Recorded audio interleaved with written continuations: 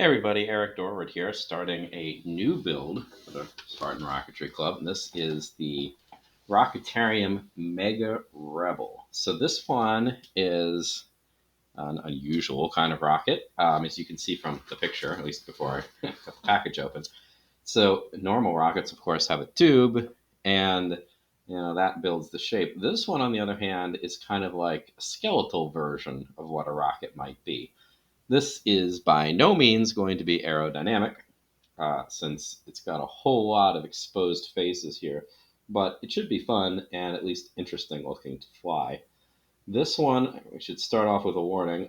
It runs off of 24 millimeter motors, so either Estes black powders up to an E12, or I guess you can fly it up to an F apparently if you're using 24 millimeter composites.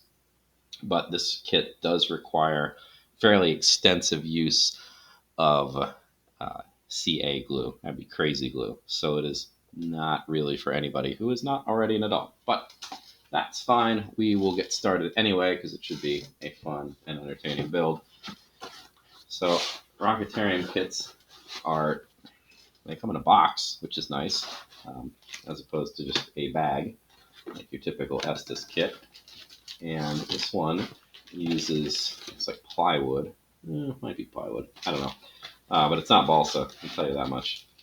It's based on what I'm looking at here. Rocketarium tends to do things modularly as well, so I'm going to clean all this stuff out. Oh, there's a Q-tip. Oh, this is a glue applicator, apparently, so that'll be fun. I'm going to get most of the stuff out of the way. We are going to start at the beginning. And the beginning is to build the motor mount. As I said, this is on the modular side of things. So a lot of Rocketarium kits have the pre-packaged version of their motor mounts that have their own separate instructions, which is interesting enough. So the main instructions say follow the sub instructions, and here they are. This ought to be pretty familiar ground to follow here. We've got an engine spacer, so this could fly off of D's or E's, or more accurately, short or long 24 millimeter motors. So let's see what we're going to do. The instructions for these tend to have decent color pictures and a whole lot more descriptive text than your average Estes one, but they're less intuitive at the same time. All right, so it says we need to place a ring of glue 3/4 of an inch inside any end of the motor tube. This will be the forward end, and then use a pusher to push it in. So 3/4. Yeah, I'm going to grab my dowel. Here we are. Oh, this one apparently has a bunch of epoxy on it from a previous excursion, so that's fine. Shouldn't make any difference. 3/4 of an inch. It's actually somewhat specific, so I'm going to mark off where 3/4 of an inch is, just to appease the rocketry gods here. So it's not terribly far. I'm sure I will need the ruler again soon. So instructions out of the way. A little bit of glue. And then I'm going to paint the glue on the interior of the tube like usual up to my 3/4 inch line. Truthfully, this probably didn't need to be done with a lot of accuracy,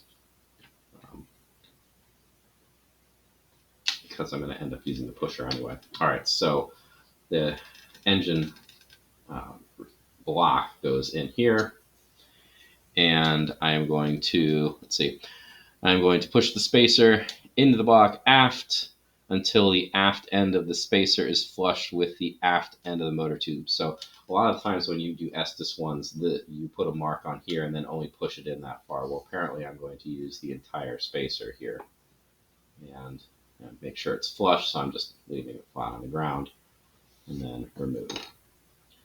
That looks fine. Looking down, I can see there's some glue at least I didn't quite, I put it too shallow, but it's fine.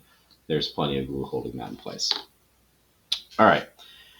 Allow glue to dry. Yeah, not doing that. we're going to keep on going. All right, so cut a slit 3 3/4 inches from the aft end of the tube.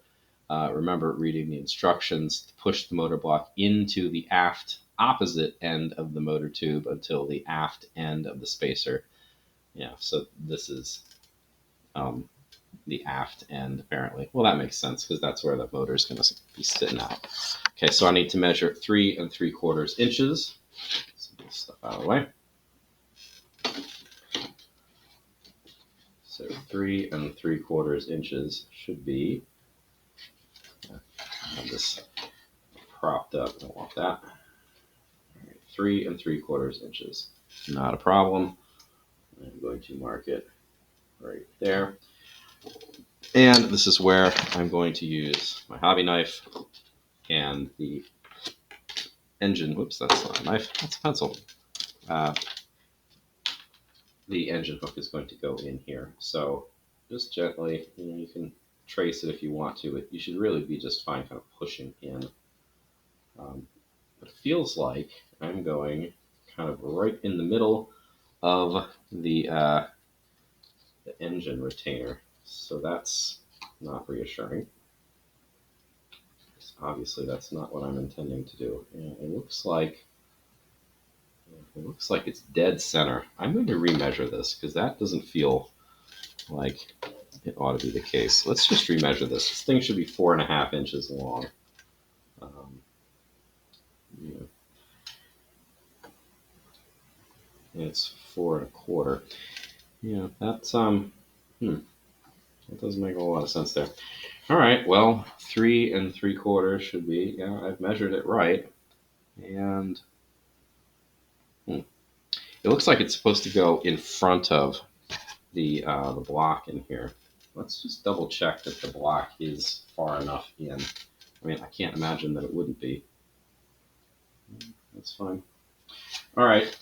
Well, then plan B here is if this cut isn't, or this line isn't terribly accurate, I'm going to drift up a little bit and try to find where the engine block actually is. So it looks like that's right about here. So I'm just going to cut a little slit right above the engine block, and that's off by almost 1/4 inch. Well, that shouldn't be a problem because the engine's going to fit in there one way or the other, and the hook at the back should retain it, I would think. Yeah, well, there is a little picture here showing that the hook is going to go right in front of the motor mount. Okay, and it says, yeah, the slit should be right in front above the motor block so that the tab of the clip rests on the motor block. Do not cut into the motor block. Okay, well, no problem. Insert the clip. If it does not rest on the motor block, turn the tube and make another cut. Well, it's just about perfect right now, so I am happy with that. Glue the clip locking ring, the thick gray 1 inch, or gray ring, 1 inch from the aft end of the tube. So that's going to go on like this, but I need to measure again. It says 1 inch. This one I'm fairly confident is just going to be, it doesn't matter all that much, but it says 1 inch, so we'll measure 1 inch. There we go. So that means I need to put some glue across at the 1 inch mark here. And I'm putting the glue well ahead of it because I want to get into the glue before I get to the line. And there's the line. I'm going to smooth that out. Okay. Very good. And now it says find the centering ring with a small notch and glue it in place, positioning it slightly over the forward end of the clip. It should be, oh wait, sorry. The small notch, that's this one. Yeah. The small notch is right there. And there's a hole in it as well. Anyway, it says glue it in place, positioning it slightly over the forward end of the clip. So that, I don't have a measurement here to make, but I'll line it up and then just kind of wiggle it down a little bit. Okay, so I'm going to put my glue. I'm going to put it like right at the point where the metal piece cut in, like so. And then I'm going to push it just past, like this. No, I don't have it quite lined up this time. That's a shame. All right, there we go. This, by the way, is a piece of wood, so it's a little bit more robust than the typical engine retainer that I'm used to. Well, not engine retainer, a motor mount kit that I'm used to that has just cardboard or cardstock. All right, so I'm going to clean that out. Now I want to be careful. See this hole? I'm going to need that in the near future, so I want to make sure I don't get any glue in that. So that's fine. And then the last bit says I want to put this piece on, and I want to glue it 1/4 of an inch. 1/4 of an inch. Did I make that mark? I don't remember making that mark.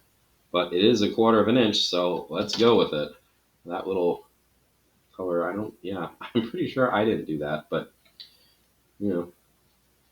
that's fine. Again, I'm going to put the glue in front of that because I'm going to push the ring through the glue to get to that 1/4 of an inch mark.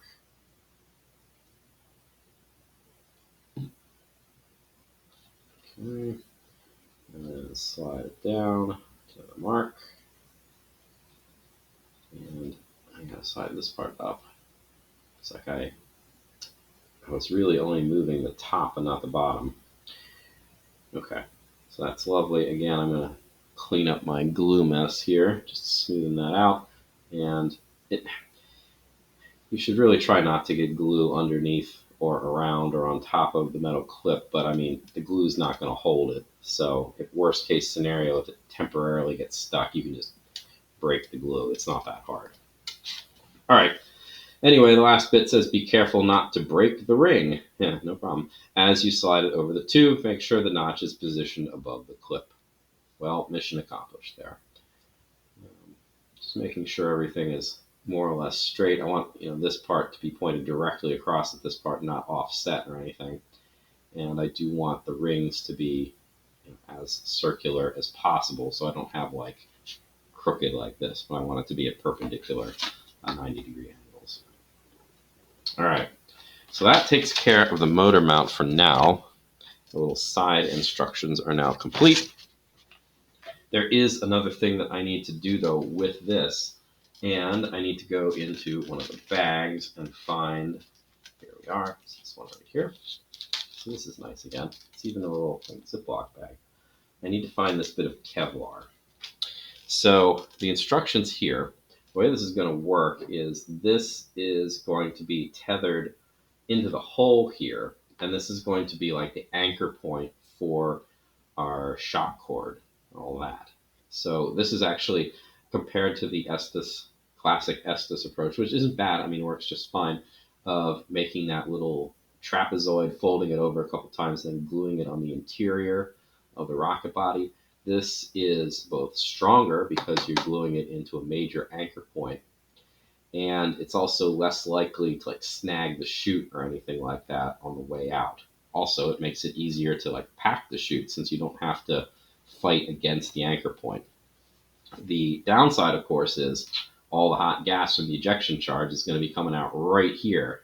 So if your thread is right here, you need a thread that can take that abuse. Kevlar is pretty good at that. It is not indestructible, but it is pretty tough stuff.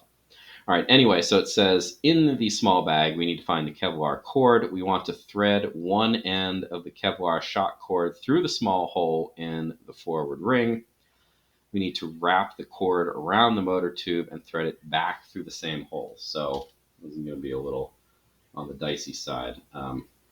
So I need to thread that through, and you can see it's kind of fraying. So I don't know. I would consider getting a needle here, but seeing how I didn't really think that part through, I guess I'll go with the old classic approach of just going to kind of wet this, put it in my mouth, and hope that works a little bit better. then just, yeah, that's actually pretty bad. I'm going to try the other end here. Um, Fortunately, this is a bit frayed from being cut. So this isn't exactly going terribly well considering the size of this. Honestly, I think I do need a needle. I'm going to have to find a pretty small one to thread this, but yeah, I think I need a needle. So I'm going to have to pause this. I will be right back.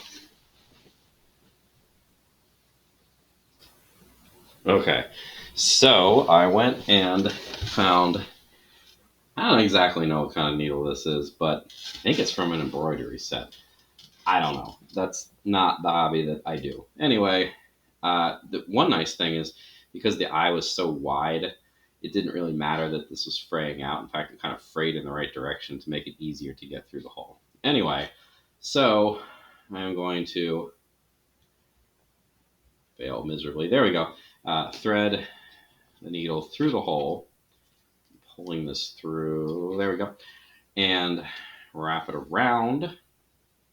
This is going to be the part where I really want the needle. And then it has to go back through. So this is going to be a tight fit. I don't know how I would have done this by hand, honestly. But this may not even work too well this direction either. This is a snug fit.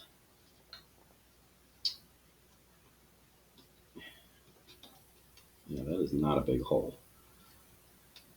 Let's see if I... There we go. Come on. Almost got it.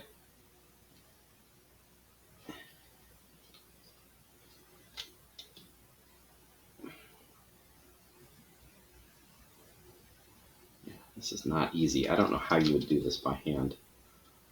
Other than, I don't know, make the hole a little bit bigger. There we go. Oh, that's great. Pull through. Really trying not to like dislodge anything. Okay, there we go. We got it.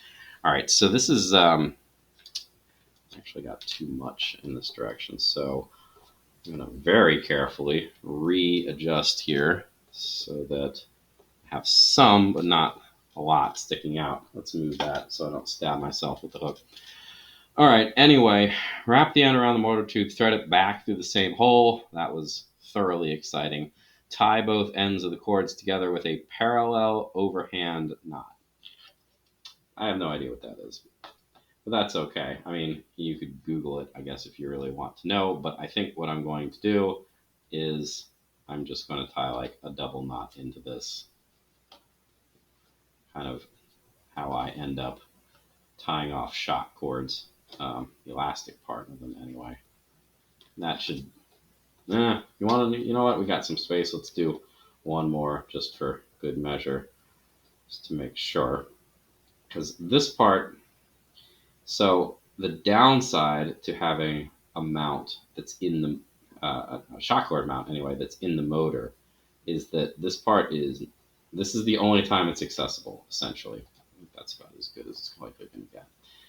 Once you put this inside the body tube, you're not getting it back, right? So if this breaks or comes untied or anything unexpected happens to it, you're out of luck.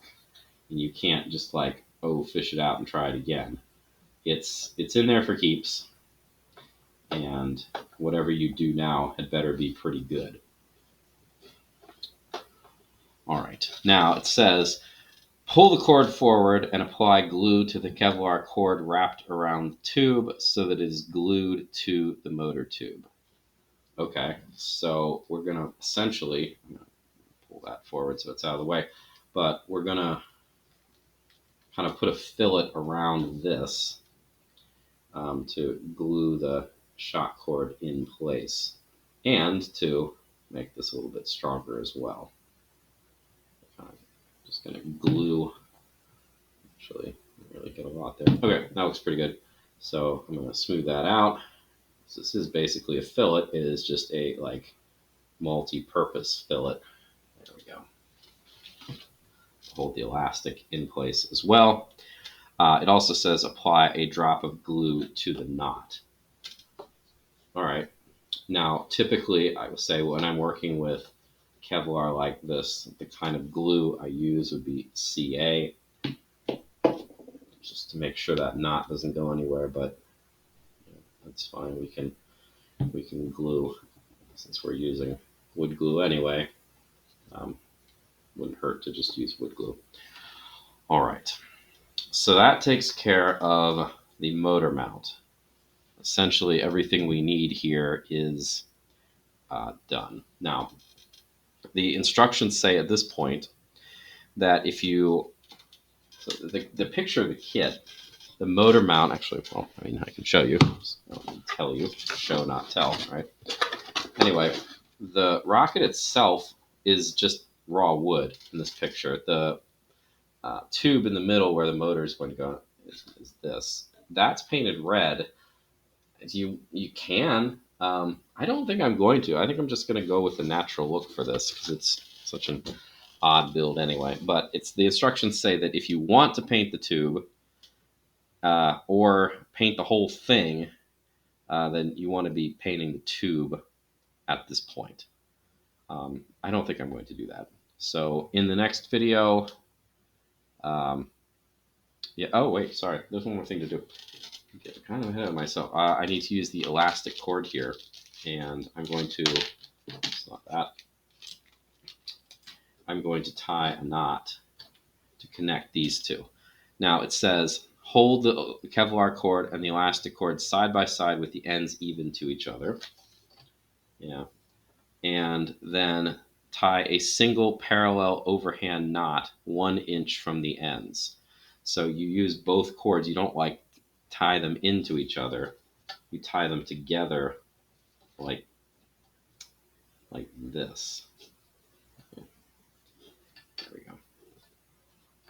And this is how they kind of merge together. So anyway, pull both ends to set the knot. That's tight, and that's tight. I guess that's as good as that's going to get. And that does seem to be slipping, though. I don't love that. I feel like this probably needs another pass through here, just to make sure.